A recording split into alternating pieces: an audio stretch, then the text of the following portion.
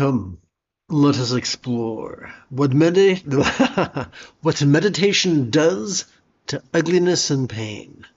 This lesson is drawn from the 22nd passage of the meditation classic, Great Garuda in Flight, composed oh so many centuries ago by the great Buddhist reformer Prahe Vajra.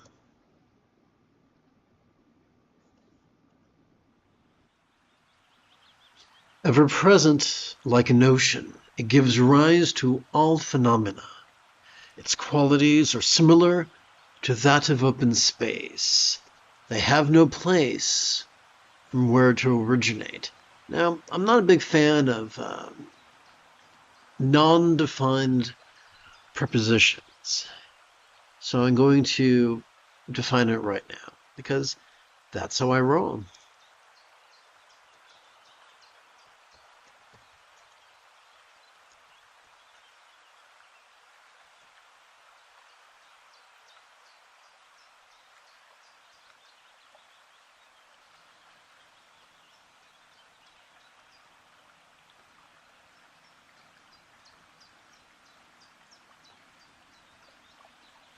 Let's make sure this fits okay. It appears, oopsie. Let's see here.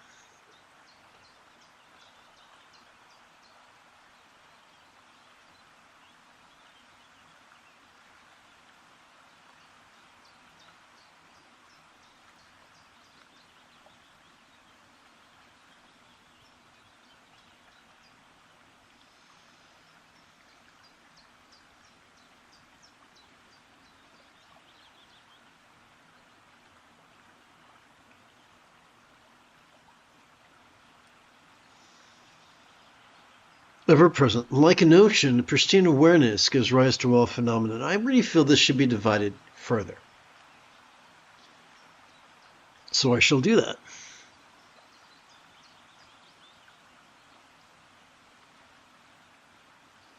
Let's hit 1, 2, 3 and see how that works.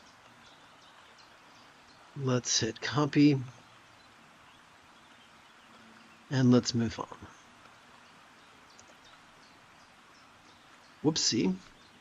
Whoopsie doodle.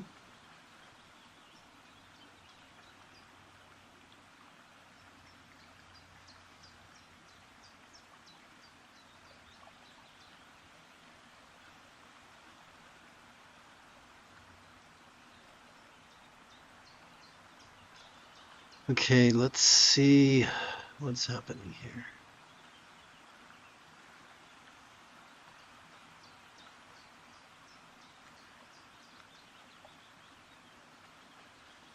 Okay, that's so ever-present like an ocean. Pristine awareness gives rise to all phenomena.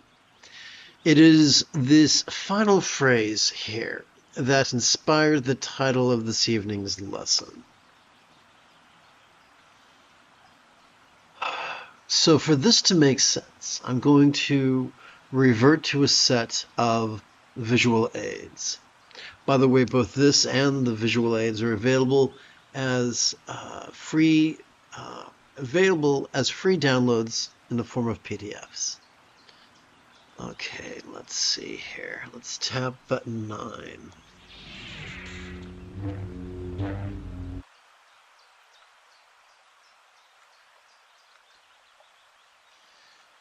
In days of yore, sailors navigated by way of the North Star. And so North Stars come to be a bit of a metaphor. In terms of neuroscience, our North Star can be our amygdala, the seat of cowardice, crankiness, competition, and cruelty. Or our North Star can be our anterior cingulate gyrus, our seat of empathy, our seat of compassion. Those whose North Star is the seat of empathy tend to be flexible, loving, rational, laid-back, egalitarian, lucid, cooperative, and kind. Those who take fear as their North Star tend to be rigid, fearful, superstitious, controlling, elitist, cryptic, competitive, and cruel. Sadly, Sturgeon's law reminds us that 90% of everything sucks, that 90% of people, including 90% of meditation teachers, have taken anxiety as their North Star. These are the people, these are the teachers, these are the authors who instill in their students the need to indulge active focus through reliance upon the medial prefrontal cortex. They instill in their students the need to focus on just one thing to the exclusion of everything else, or to focus on absolutely nothing, repressing all perceptions, emotions, intentions, thoughts, memories, and imaginings. Buddhism can be categorized under the minority of proto-Buddhism and the majority of institutional Buddhism. This phenomena is not unique to Buddhism. Wherever humans congregate, whether they congregate for religion, or for secular reasons, or for professional reasons, or for recreational reasons, a significant majority will take anxiety as their North Star. And it breeds duality, the type of duality where we reach for beauty and harmony and pleasure and deliciousness and fragrance, and we shove at ugliness and discord and pain and disgust and foulness, not just for the physical but also for the emotional, intentional, intellectual, mnemonic, and phantasmagoric. This, oddly enough, multiplies our neurosis, making us less peaceful, less comfortable, less happy, and less loving.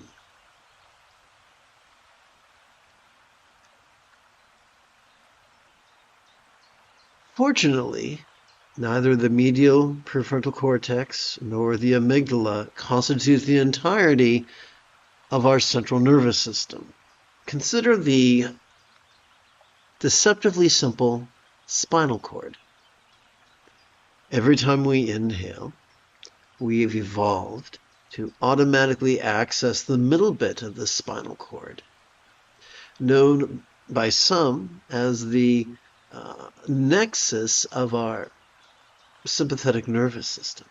This bad boy has evolved to help us to notice in a very special way, vulnerably, passively, viscerally, randomly, and fleetingly, noticing both the beautiful and the ugly, both the harmonious and the discordant, both the pleasurable and the painful, both the delicious and disgusting, both the fragrant and the foul, both the external and the internal, both the physical and the mental, both the pleasurable and the painful, both the interesting and the boring, both the glorious and the grotesque. But what are we to do with that which we notice? Enter our exhalation. As it occurs, we have evolved to automatically access the end bits of our spinal cord, like bookends on a shelf, described as the nexus of our parasympathetic nervous system. It has evolved to help us to physically relax and mentally release to such a degree that which we noticed during our previous inhalation could fleetingly feel less stressful, less permanent, and less defining. Simply by noticing and relaxing, not only do we calm the anxiety and aggression of our amygdala, but we gently stimulate, automatically, effortlessly stimulate our anterior cingulate gyrus, which functions as the hub of our mirror neurons, the seat of empathy, the root of compassion and love. Let's return now to this evening's opening text.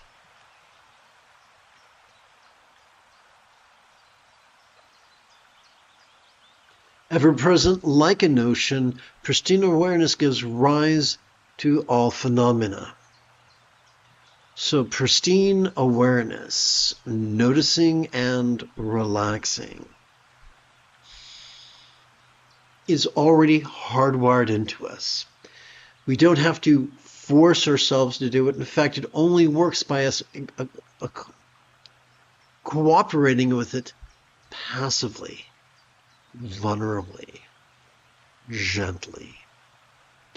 But it is inescapable, whether we know it or not, whether we believe it or not, whether we cooperate with it or not, as long as we are alive. We are always wired to notice and relax. The question is not, are we capable of that? The question is whether we will fight against it or passively cooperate with it.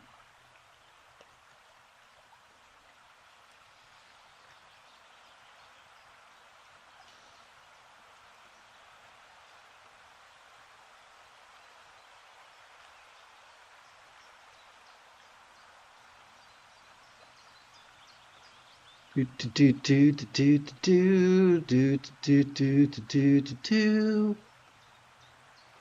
do do do do do do do. Okay. Its qualities are so it, when meaning pristine awareness, mindfulness, and meditation, it are similar to that of open space. They have no place from where to originate. What the fuck does that mean? Glad you asked.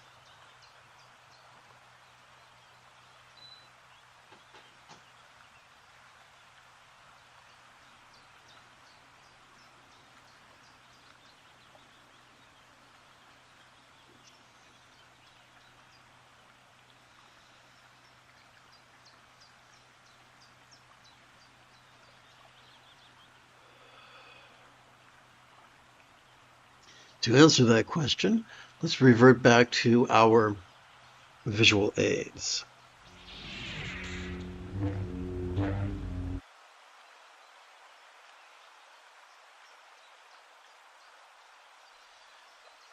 All complex life forms on this planet have evolved to think symbolically. Therefore, it should come as little surprise that in every human culture we find figures of speech. Those figures of speech have made themselves present or felt in every facet of human society, including the contemplative. We'll begin with a spot of review. As we relax in coordination with our exhalation, whatever we noticed in harmony with our inhalation could fleetingly feel as if it was as non-graspable as a vast, empty void. Now, a simile is only as useful as it is relatable. Therefore, we have to ask the question, what? What is a real world... Oopsie, let's... Butterfingers over here. Okay. What is a real world example of a non-graspable, vast, empty void? How about the illusion of the infinite azure sky on a bright and beautiful cloudless morn, which, although could look tantalizing to the eye, feels non-graspable to the hand?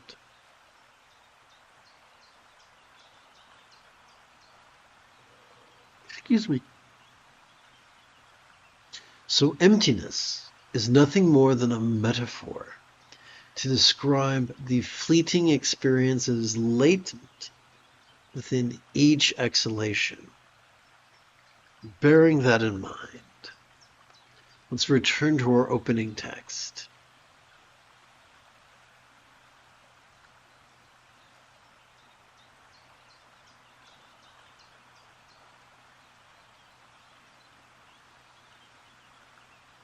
The qualities of pristine awareness are similar to that of open space.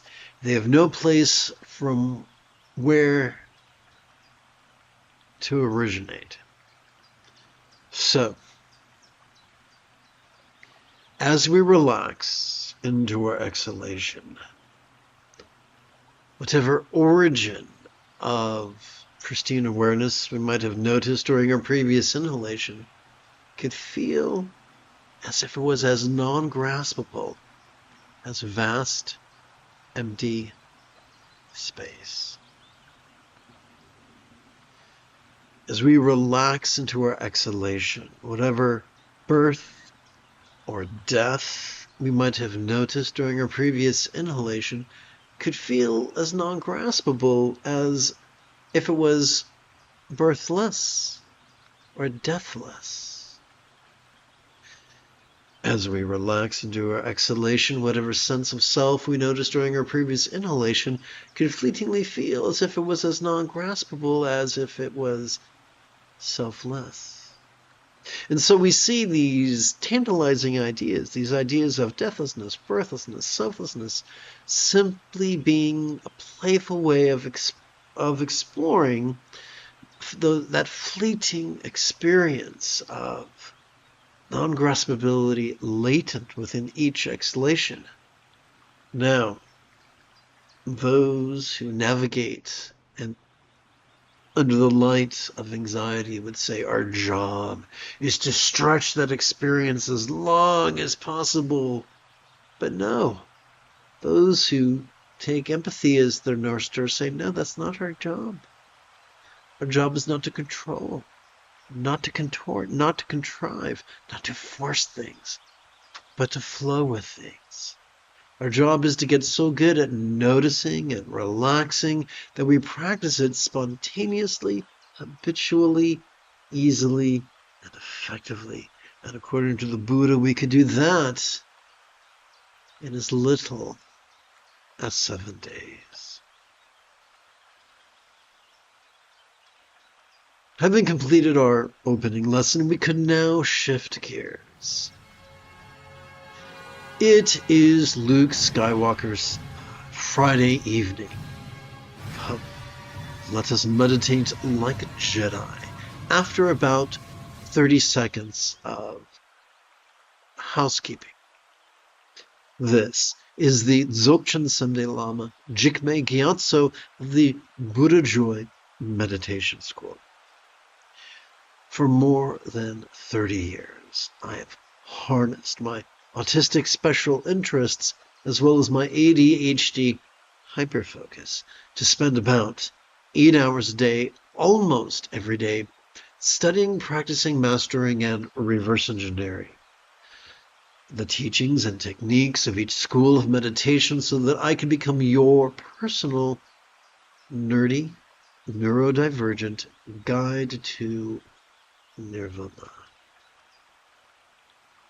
Welcome, my friends, to meditate like a Jedi, which is made possible due to the generosity of viewers just like you.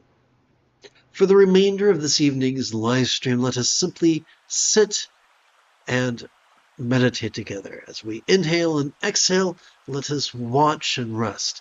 The simplest way to practice the mindfulness, which is merely noticing mind's antics, is to silently and mentally recite the verb watch each time we inhale. And the most sustainable way to practice meditation, which is simply relaxing into mind's empty nature, is to silently and mentally recite the verb rest during each exhalation. If you, like me, are prone to arthritis, I invite you to gently adjust your legs every 15 minutes or so.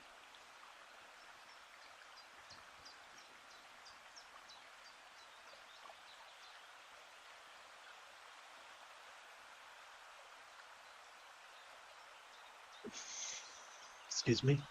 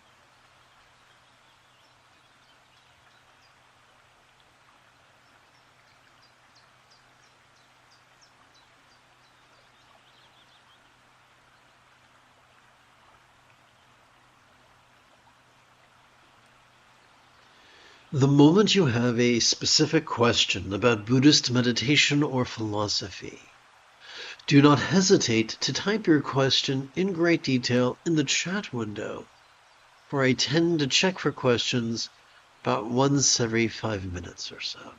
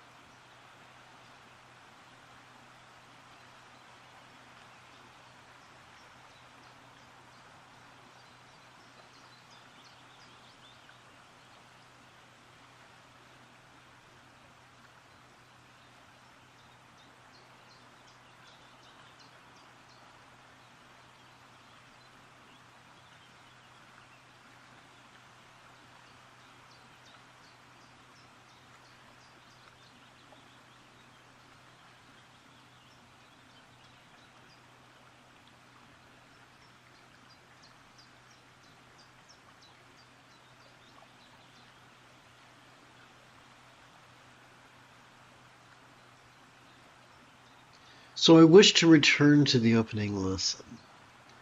Whatever pain or ugliness we notice, let me rephrase this, as we relax into our exhalation, whatever pain or ugliness we notice during our previous inhalation can feel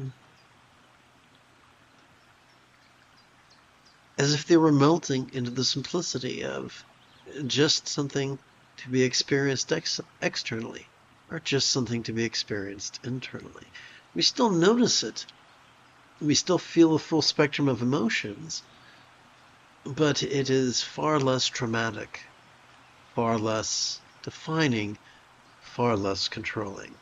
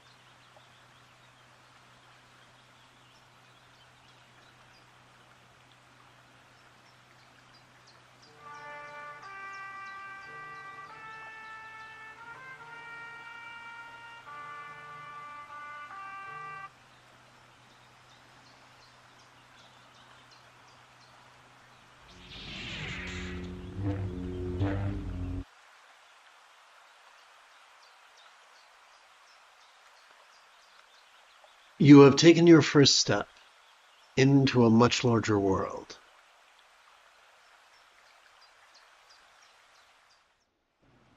If you feel that I have earned it, you could give this live stream a thumbs up. You could even help support this channel. In approximately 11 hours, I would very much like to return, lead tomorrow's morning meditation class and group practice. And if you are as geeky as me, may the Force be with you always.